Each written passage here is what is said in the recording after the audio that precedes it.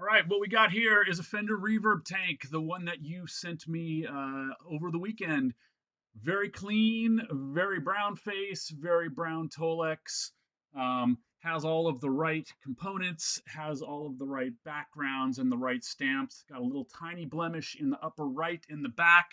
Other than that, it looks really good, really clean. I wouldn't change a thing. It's got a Blackface logo, which is really interesting for a brown amplifier. Other than that, the Tolex is shaped correctly. Everything looks great on the inside. Everything looks exactly original. None of the components have been changed.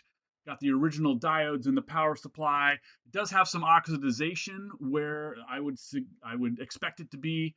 But what we're looking at is a 1964, late 64 amplifier. All of the date stamps say, the 50th or the 51st week of 64. We'll get to that in here in a second. Even the tube chart says December of 64. 5064 on the inside stamps, the 50th week of 64. The pots were made in early 64. They got them to Fender, and then Fender puts them in their amps later in the year. The transformer was made the 43rd week and tested the 50th week of 64, and same with the output transformer on the choke. The capacitors also late 64, and all of them have the stamp on them, so there's no reason to think that those are reproductions or anything. There's a knot mark on the outside that has not soaked through. And even the Tolex has nice little rubber pieces from the rubber cement where it was manufactured. This amp or this covering has not been touched. Everything is in the way you would expect on the inside of the Reverb. Staples all the way around the edges, just like they would do. Okay, it's hard to tell, but the gold on this grill cloth is super shiny, super reflective. I don't know that I've ever seen gold like this, but this is the part where it would have been enclosed and not exposed to the elements. So that is still super shiny and super unoxidized, I guess I would say. Even the foam underneath the reverb pan is intact and nearly unaltered. So I would just leave that there.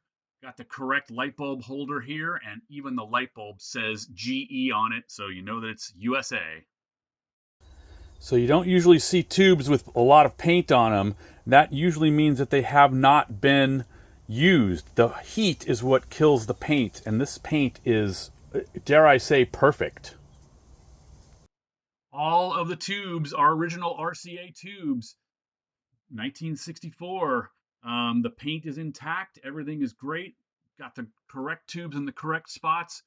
Zero complaints about that. They're in the right spots. The chassis number corresponds to late 64 when the chassis was made. Again, the reverb pan, the 41st week of 64, and again stamped here, 50th week of 64, probably when it was tested by Fender. Got the original foot switch with the original white insulator on that tip sleeve connector there. Has the original Tolex on there, the little triangles in the corners and the correct corners on each one. Even the fuse says 3/4 amp. They now say 0.75 amp. What there was missing was a grommet around the AC connector, so I put a grommet in there for you.